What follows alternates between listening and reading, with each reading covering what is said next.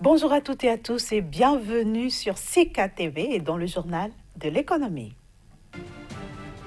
Lancement annoncé d'un fonds souverain au Cap-Vert, il est doté d'un capital de 90 millions d'euros.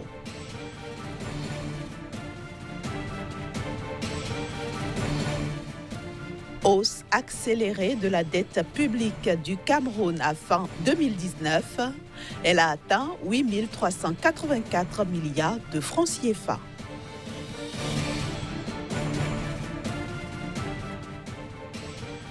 Les exportations de raisins de table génèrent de bons revenus en Namibie. 57 millions de dollars ont été encaissés en 2019. Nous démarrons par le Cap-Vert qui envisage de lancer un fonds souverain doté d'un capital de 90 millions d'euros, soit 99,1 millions de dollars d'ici la fin de l'année. Ce nouveau fonds vise à combler le manque de financement auquel font face les entrepreneurs capverdiens dans plusieurs secteurs clés de l'économie nationale. Le pays travaille précisément pour que les grands projets puissent avoir accès à des financements et créer des opportunités d'emploi sur l'ensemble du territoire dans de nombreux secteurs, y compris le tourisme, la pêche, l'industrie, la technologie, le transport maritime et aérien. Cette mesure s'inscrit dans le cadre du programme du gouvernement capverdien visant à améliorer la compétitivité du pays en misant sur sa jeunesse et un fort développement de l'entrepreneuriat dans plusieurs secteurs.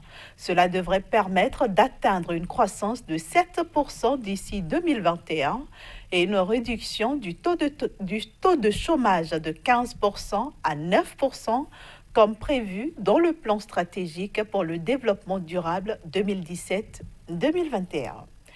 Au 31 décembre 2019, l'encours de la dette publique et à garantie publique du Cameroun a progressé de 827 milliards de francs CFA en seulement 8 mois. Cet encours a atteint un volume de 8 384 milliards de francs CFA et représente désormais 37% du produit intérieur brut du pays. L'encours de la dette publique et à garantie publique a atteint un volume de 8 384 milliards de francs CFA au 31 décembre 2019 au Cameroun. Cette dette, qui a progressé de 827 milliards de francs CFA en seulement 8 mois, représente désormais 37,4% du PIB du pays. Cette augmentation peut s'expliquer par l'accélération des décaissements des financements extérieurs au cours du deuxième semestre 2019. La progression de la dette publique du Cameroun à fin décembre 2019 s'explique également par la révision à la hausse de l'enveloppe des financements à mobiliser à partir de juin 2019 sur le marché monétaire d'Afrique centrale. Celle-ci est en effet passée de 260 à 350 milliards de francs CFA à la faveur du collectif budgétaire susmentionné. Globalement, en dépit de sa forte progression sur une période relativement courte, la dette publique camerounaise, qui ne représente qu'un peu plus de 37% du PIB, demeure a priori soutenable, les critères de convergence en vigueur dans la zone CEMAC établissant le plafond de l'endettement public à 70% du PIB. Cependant, en dépit de la marge de manœuvre dont il dispose encore en matière d'endettement, le Cameroun est classé par les institutions de Bretton Woods parmi les pays à risque de surendettement élevé au regard de la célérité avec laquelle il s'est endetté ces dernières années. Le risque de surendettement élevé se justifie par le dépassement depuis l'année 2018 des deux ratios de liquidité que sont le ratio service de la dette sur recettes d'exportation d'une part et le ratio service de la dette sur recettes publiques d'autre part. Ce qui indique qu'à partir de 2018 et jusqu'en 2026, le Trésor public rencontrera d'énormes difficultés pour honorer ses engagements, notamment le règlement du service de la dette à bonne date. La Côte d'Ivoire et l'Organisation mondiale du tourisme ont paraphé la convention devant régir l'organisation du Forum mondial sur l'investissement touristique en Afrique. Les deux parties entendent mettre les bouchées doubles pour une réussite de cette grande première. Annoncé à la faveur de la 23e Assemblée générale de l'Organisation mondiale du tourisme en septembre dernier à Saint-Pétersbourg, le Forum mondial sur l'investissement touristique se tiendra à Abidjan du 20 au 22 février 2020. Ce forum va réunir toutes les composantes de l'écosystème de l'industrie touristique, à savoir les bailleurs multilatéraux, les fonds d'investissement et souverains, les organismes publics et privés d'ingénierie, les constructeurs immobiliers, les groupes hôteliers, les professionnels du voyage et compagnies aériennes, ainsi que les tours opérateurs. Initié par l'Organisation mondiale du tourisme, ce forum veut s'inspirer du succès de la stratégie de mobilisation des fonds adoptée par la Côte d'Ivoire en vue de financer son plan de développement touristique dénommé Sublime Côte d'Ivoire. En effet, le pays était parvenu à obtenir 5 milliards de dollars de promesses d'investissement touristique lors d'une table ronde des bailleurs organisée au mois d'octobre à Dubaï. Par la suite, à Hambourg, en Allemagne, une autre table ronde aura permis de capter plus de 5,8 milliards d'euros supplémentaires de promesses d'investissement touristique auprès d'investisseurs privés. À en croire le ministère ivoirien du Tourisme, plusieurs pays africains ont déjà manifesté leur intention de participer à ce forum. Il s'agit notamment de l'Ouganda, du Mali, du Sénégal, de la Tanzanie, de la Guinée-Bissau, de la Guinée-Conakry, de l'Éthiopie et de la Sierra Leone, de l'Angola, de la Gambie, du Maroc, de l'Algérie, de l'Afrique du Sud et du Ghana. Les expéditions de raisins de table ont permis à la Namibie d'engranger 840 millions de dollars namibiens. Cette enveloppe, qui représente près du double de la valeur générée 4 ans plus tôt, vient confirmer la dynamique de la filière à l'exportation. En effet, pour la 4e année consécutive, les volumes commercialisés ont progressé en atteignant 33 000 tonnes en 2019 contre 30 000 tonnes en 2018. En 2016 et 2017, les stocks écoulés étaient respectivement de 24 000 et 27 000 tonnes.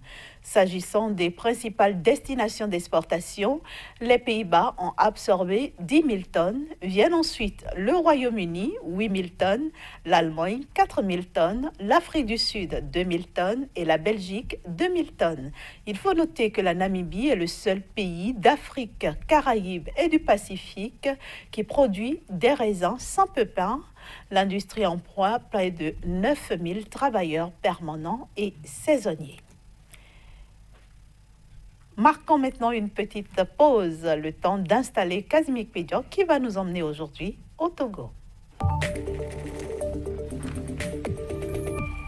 Bonjour Casimir et bienvenue à vous. Bonjour Inès. Je viens de le dire, vous nous emmenez au Togo, le Togo qui a fait passer le ratio de sa dette sous la barre des 70%. C'est bien ça Inès. Bonne nouvelle pour le pays, bonne nouvelle pour les autorités, mais aussi pour la population togolaise et aussi les investisseurs. Le Togo désormais respecte les critères de convergence en ce qui concerne donc la dette publique. 68%, c'est ce qu'affiche désormais le tableau donc de l'endettement au niveau de ce pays-là, parti donc en 2016 de 80%, soit 10% de plus en ce qui concerne donc la norme communautaire UEMOA, Union économique des États de l'Afrique de l'Ouest. Le Togo désormais affiche un très bon résultat en ce qui concerne donc sa solvabilité, mais aussi le remboursement de la dette. Et pourquoi pas, le Togo s'inscrit désormais sur la liste donc des pays à fréquenter pour le compte donc des 5 voire 10 prochaines années. Voilà un peu ce qu'il faut noter en ce début d'année en ce qui concerne donc la santé financière, notamment en ce qui concerne la dette publique au niveau de ce pays-là. Alors quels seront les impacts d'une telle performance du gouvernement? Alors il faut déjà dire que payer sa dette, c'est s'enrichir. Le Togo l'a compris et déjà lorsque le pays commence donc depuis 2016 à honorer convenablement et à bonne date donc ses engagements vis-à-vis de ses partenaires, le pays a su donc profiter donc de cette masse monétaire, de cette cagnotte pour donc développer les infrastructures. Aujourd'hui, le pays peut se réjouir d'avoir les infrastructures économiques d'abord des meilleures, déjà son port, fait partie des meilleurs au niveau de la région. Le Togo aujourd'hui peut également rêver de la bonne destination en termes donc de tourisme parce que désormais le pays dispose d'aéroports répondant aux normes, les infrastructures routières des meilleures et lorsqu'on rentre dans le domaine social, c'est-à-dire donc l'éducation et la santé, les Togolais et les Togolaises peuvent déjà commencer par se réjouir parce que beaucoup d'investissements ont été engrangés pour le compte donc des 5 dernières années. Le Togo affiche, en tout cas en ce qui concerne donc le bien-être économique mais aussi social, un des résultats les meilleurs au niveau de la région et je crois que c'est largement suffisant pour aller vers un taux de croissance de 5,5% pour le compte donc de l'année 2020 en ce qui concerne ce pays-là, contre 5,3% pour 2019. Voilà ce qu'il faut déjà donc noter pour ce pays-là. Il reste ici à opérer des choix sur l'indice de développement humain durable pour véritablement dire que désormais nous avons au niveau donc de la sous-région ouest africaine un pays francophone qui rêve et qui affiche de très bonnes performances en termes donc de développement, que ce soit économique ou social. Alors, y a-t-il des risques éventuels pour que le Togo replonge dans la dette excessive? Oui, Inès, il y a des risques, c'est de retourner donc dans les anciennes pratiques si véritablement les gouvernants ne savent donc pas maintenir la tendance en termes donc de réforme.